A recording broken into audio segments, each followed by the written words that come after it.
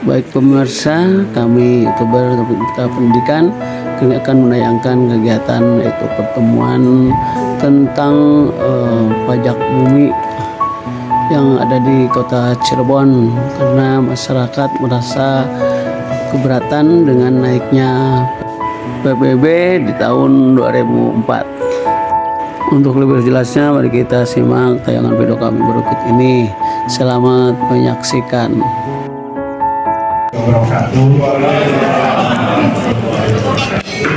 Selamat siang dan salam sejahtera semua. Seperti Bapak Ibu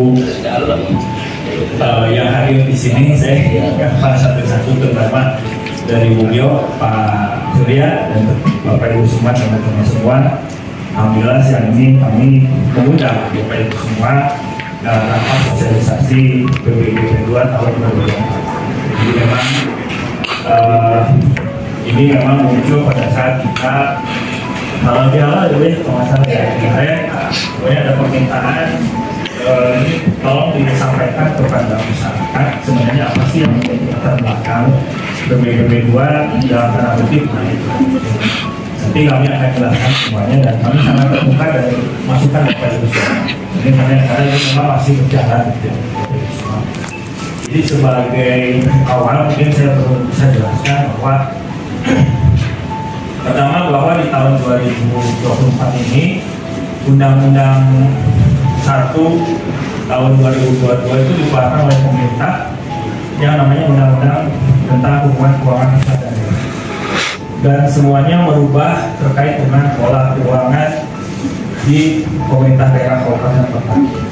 Kita diminta bahwa akhir Desember 2023 itu harus bisa menyelesaikan peraturan daerah tentang pajak dan retribusi daerah di semua kabupaten. Makanya pada tahun 2023 kita susun perencanaan peraturan daerahnya, dan kemudian disusun pula peraturan wali kotanya sebagai mekanisme detail dari peraturan daerah. Kemudian juga yang kedua, memang ada beberapa perubahan substansial dari Undang-Undang 1 itu ada beberapa hal ya, terutama mungkin Bapak Ibu semua sudah pajak hiburan misalnya yang tadinya hanya 35%, sekarang 40% sampai ke 70%. Kemudian ada opsi pajak kendaraan bermotor dan BBM PKB yang tadinya dipegang oleh provinsi kemudian diserahkan kepada daerah. Kemudian ada beberapa hal yang memang dari pajak itu harus dikembalikan porsinya, untuk misalnya pajak kendaraan bermotor itu 10%-nya masuk ke pemeliharaan jalan dan infrastruktur transportasi. Kemudian ada beberapa hal misalnya pajak listrik, jadi PGU itu kita harus bayar pajak, pemerintah daerah bayar pajak, nanti kembali ke pemerintah daerah untuk pengadaan lampu di jalan dan keselamatan lalu lintas. Jadi beberapa hal yang kemudian mendasari kita lakukan perubahan karena peraturan daerah pajak. Baik, karena saya nanti akan jelaskan ya lebih dahulu ya kaitan dengan PBB 2. Nanti Pak Mas Dara yang lebih detail gitu ya terkait dengan bagaimana mekanisme dan sebagainya, dan nanti Bapak Ibu semua kami persilakan menyampaikan aspirasinya, menyampaikan keinginannya ya seperti apa, ini nanti kita pertimbangkan. Jadi Pak Wali menunggu sebenarnya apa yang kemudian Bapak Ibu inginkan, kemudian nanti bisa dirumuskan lebih lanjut. Baik, kita lanjutkan. Jadi kalau kita kembali, mohon maaf ya Pak, saya mungkin harus menjelaskan dari awal. Di Undang-Undang 1 2022 yang saya sampaikan tadi terkait dengan pajak daerah. Pajak adalah kontribusi wajib kepada daerah yang terutang oleh orang pribadi atau badan yang bersifat memaksa berdasarkan undang-undang dengan tidak mendapatkan imbalan secara langsung dan digunakan untuk keperluan daerah bagi sebesar-besarnya kemampuan daerah. PP 35 tahun 2023 juga sama umumnya. Jadi memang pajak itu berbeda dengan yang namanya retribusi. Kalau retribusi itu ada pelayanan langsung yang diterima oleh Bapak Ibu semua, tapi kalau pajak seperti ini. Jadi definisinya memang kontribusi wajib kepada daerah dan digunakan untuk sebesar-besarnya pemotongan tanah. Ini kemudian apa itu PBB dan P2 ya, PBB P2. Pajak bumi dan bangunan perencanaan perkotaan yang disingkat PBB P2 adalah pajak atas bumi dan bangunan yang dimiliki, dikuasai dan atau dimanfaatkan oleh orang pribadi atau masyarakat. PP 35-nya bunyi sama. Jadi bumi, bangunan yang dimiliki, dikuasai atau dimanfaatkan oleh orang pribadi. Jadi bumi dan bangunan sebenarnya bukan hanya tanah tapi juga dengan bangunan. Kemudian lanjut ini undang-undang 1 perlu kami sampaikan bahwa PBB itu dihitung berdasarkan nilai jual objek pajak NJOP. NJOP itu apa sih? NJOP itu adalah harga rata-rata yang diperoleh dari transaksi jual beli yang terjadi secara wajar. Dan bila mana tidak terdapat transaksi jual beli, NJOP dibutuhkan oleh perbandingan harga dengan objek lain yang sejenis atau nilai perolehan brut atau NJOP. Jadi NJOP itu menilai sebenarnya harga rata-rata di wilayah itu, harga pasaran di wilayah itu berapa sih? Itu yang namanya NJOP. Kemudian pajak daerah yang subsidi pajak ini udah sama dengan yang tadi. Lanjut. Nah, perhitungan PBB P2. Jadi sebenarnya ada dua komponen yang dihitung, bukan cuma tanah, tapi juga bangunan. NJOP per meter bumi dan NJOP per meter bangunan. Jadi nilai jual objek pajak dikurangi NJOP tidak kena pajak. Nanti Pak saya yang akan berapa sih yang tidak kena? Ya, kali-kali. Tarif tidak berubah dengan undang-undang sebelumnya. Semuanya maksimal 0,5% maksimal. Jadi kalau dulu semuanya dibagi rata, mau tanah berapapun kita kenakan 0,5%. Nah untuk pajak yang sekarang kita tidak seperti itu. Jadi kita pakai range. Harga sekian sampai sekian, 0, sekian, harga sekian sampai sekian, 0, sekian. Yang paling besar adalah 0,5%. Jadi tidak semuanya dikenakan 0,5%. Dilanjut. Nah, ini adalah seperti ini, dasar pengenaan PBB P2 adalah NJOP dan ditetapkan berdasarkan proses penilaian PBB P2. Kebetulan Pak Masyara kemarin tahun kemarin 2023 sudah melakukan survei dengan namanya survei harga pasar. NJOP digunakan untuk pengenaan PBB tahap paling rendah 20%, paling tinggi 100%, dan NJOP setelah dikurangi NJOP tidak akan panjang.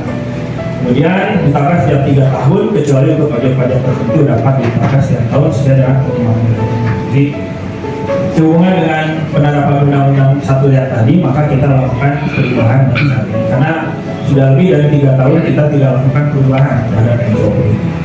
Misalnya NJOP ditetapkan oleh kepala daerah, jadi warnanya nanti warna PJ wali kota, warna kepala daerah. Lanjut. Ini sama ya, di PP juga sama. Kemudian pertimbangan persentase kenaikan NJOP hasil penilaian, bukti pemanfaatan dan klasterisasi NJOP dalam suatu wilayah kabupaten.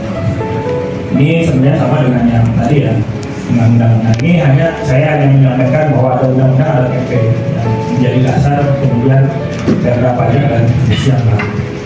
Nah, dasar hukum ya, perda yang sudah kita susun itu undang-undang 1 PP 35 yang sudah kita keluarkan Perda 1 2004, Perwali 32 2015 ini masih kita pakai tata cara pemungutan pajak PBB di Kota Cirebon. Kemudian ada Kepwal tentang penetapan nilai jual objek pajak sebagai dasar pengenaan PBB P2 tahun 2005. Jadi perlu disampaikan juga bahwa ada pemberian pengurangan kooperatif, jadi tidak ansih. Ya kita tentukan seperti itu. Jadi boleh dilakukan pengurangan dalam kondisi tertentu objek pajak yang mempunyai subjek pajak pada saat tertentu dapat diberikan pengurangan. Objek pajak yang WP-nya orang pribadi veteran, pejuang kemerdekaan, veteran kemerdekaan, penerima tanda jasa bintang gerilya atau janda dan dudanya diberikan paling tinggi sebesar 75% dari pajak yang diberikan. Jadi pengurangannya juga bisa termasuk yang pensiun. Kemudian objek pajak lahan pertanian yang hasilnya sangat terbatas, yang pajak orang pribadi berpenghasilan rendah diberikan pengelolaan paling tinggi sebesar 5%. Objek pajak yang wajib pajak yang penghasilan semata-mata berasal dari pensiunan sehingga kewajiban membayar pajak sudah dipenuhi diberikan pengelolaan paling tinggi 50%. Ini untuk mereka yang berpenghasilan rendah paling tinggi 75%. Kemudian apabila NJOP-nya meningkat akibat perubahan lingkungan dan dampak positif pembangunan diberikan pengurangan paling tinggi 50%. Objek pajak cagar budaya sebagai bangunan atau lingkungan cagar budaya diberikan pengurangan paling tinggi 50%.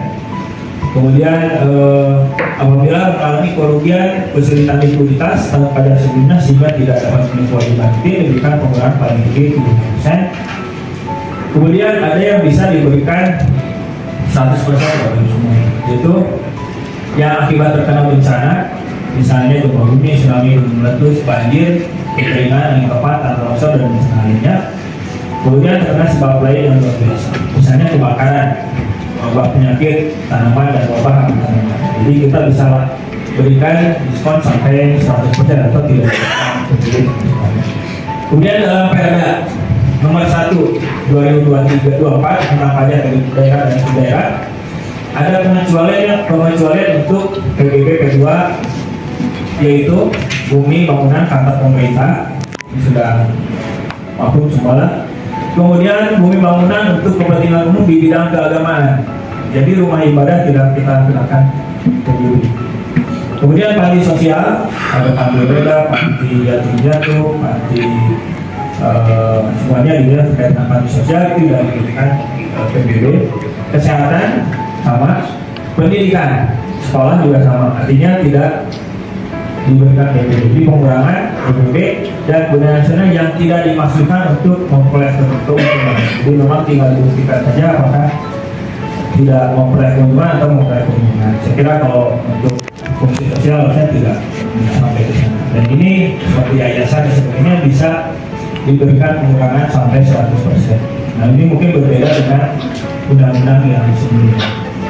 Kemudian kuburan, meninggalan berbakal atau sejenis, ya, kemudian hutan lindung, hutan suaka, taman nasional. Untuk desa ya saya kira di Cirebon juga ada perwakilan diplomatik, lembaga internasional, kemudian yang digunakan untuk jalur kereta api, moda raya terpadu, lintas terpadu, kemudian yang ditetapkan oleh wali kota. Dia ada boleh yang lain tapi ditetapkan oleh wali kota. Kemudian pajak bangunan yang digunakan oleh pemerintah pusat. Jadi ini pengecualian untuk objek-objek PBB yang tidak dikenakan PBB-nya. Jadi berbeda dengan undang-undang sebelumnya itu masih dikenakan, tapi untuk yang sekarang di sini sudah jelas tidak dikenakan PBB. Ini mungkin nggak kelihatan yang ketiga, jadi perlu saya sampaikan juga bahwa proses penyusunan perda pada kategori ini tidak sama dengan penyusunan perda yang lainnya. Jadi untuk era baru yang sekarang ini semua perda terutama terkait dengan keuangan itu harus ada persetujuan dari Kementerian Dalam Negeri dan Keuangan. Jadi kami setelah menyusun perda kita sampaikan ke Kementerian Dalam Negeri dan Keuangan, kemudian ada perbaikan diperbaiki oleh kami lagi, disampaikan kembali ke Kementerian Keuangan dan Dalam Negeri, dikembalikan lagi ke daerah. Kalau sudah oke, kemudian disampaikan ke DPRD untuk disetujui, dan setelah ada persetujuan DPRD kami sampaikan kembali ke Kementerian Keuangan dan Kementerian Dalam Negeri. Kemudian setelah ada persetujuan disampaikan lagi kepada daerah untuk disampaikan pada gubernur. Jadi prosesnya sangat panjang Bapak semua, dari sejak mungkin awal tahun ya sampai ke akhir tahun. Ini data yang memang berbeda dengan perda-perda yang lain. Jadi ada intervensi atau memang aturan dari pemerintah pusat yang harus mengasistensi semua perda terkait dengan pajak dan distribusi. Nah, ini ada beberapa dasar yang menjadi pertimbangan kami ketika kami menyusun perda pajak dan distribusi. Pertama, angka inflasi. Jadi kalau kita lihat inflasi, mohon maaf ini sebelum puasa kemarin ya. Jadi angka kita masih sangat aman Bapak Ibu. Inflasi di Kota Cirebon itu hanya dari bulan ke bulan itu hanya 0,55, dari tahun ke tahun 2,19. Ya, terendah kedua se-Jawa Barat. Jadi inflasi yang diperkenankan, batas inflasi yang diperkenankan oleh pemerintah pusat itu 2,5%, plus minus 1 lah. Jadi kalau paling tinggi juga 3,5, paling rendah 1,5. Nah kita masih di bawah, masih sangat di bawah. Lanjut. Kemudian ini pada saat kemarin Februari 2024 sebelum Ramadan, jadi memang di Cirebon 2,19 masih sangat aman gitu ya. Paling tinggi terjadi di Subang, paling rendah di Kota Bandung. Lanjut. Kemudian apa yang menjadi asumsi kenapa naikkan NJOP gitu ya? Salah satunya diantaranya adalah ini. Jadi tingkat pengangguran terumum kita turun sebenarnya. Penduduk usia kerja 2021 sampai 2023 itu naik, tapi yang penganggurannya dari 16.400 ke 13.000. Jadi kalau kita lihat ini angka yang positif bahwa pertumbuhan ekonomi kita sangat baik. Lanjut. Ini sama, ini pengangguran kita dari tahun 2021 ke 2023. 2023 itu dasar ketika kita melakukan penyusunan raporda itu turun. Lanjut. Kemudian kemiskinan juga sama, dari 10,03 ke 9,16%. Jadi turun kemiskinan di Kota Cirebon, persentase penduduk miskinnya. Lanjut. Kemudian laju pertumbuhan ekonomi juga sangat signifikan ketika 2020 minus 0,98, kita di 2023 sudah di angka 5,01%. Jadi sudah di atas 5% dibanding dengan daerah lain. Lanjut. Nah, jadi hal-hal itu menunjukkan bahwa indikator ekonomi kita positif. Saya memahami kalau misalnya kondisi saat sekarang, lebaran, harga naik, beras susah, memang susah untuk mengeluarkan membayar pajak. Tapi asumsi-asumsi tadi itu menjadi dasar. Kalau kita lihat data-data empiris bahwa selama 3 tahun ekonomi kita membaik gitu. Makanya kenapa kita lakukan perubahan kenaikan nilai tukar. Nah, kemudian juga yang kedua, ini tahun kemarin 2023 sudah dilakukan analisa kajian penyusunan NJOP Dulu dan Bangunan. Nanti Pak Masyarakat mungkin bisa jelaskan. Nah, ini mungkin Pak Masyarakat yang jelasin. Nah, ini adalah perbandingan pokoknya semua tahun 2023, kemudian yang dilakukan hasil survei, ya. Nah, nanti kita lihat diskonnya seperti apa. Kita bisa kasih 2 hal kepada Bapak semua. Yang pertama adalah insentif fiskal, karena diperkenalkan di Undang-Undang PP 35 bahwa pemerintah daerah diperkenalkan memberikan insentif fiskal kepada masyarakat ataupun pengusaha yang mengalami kesulitan dalam membayar pajak.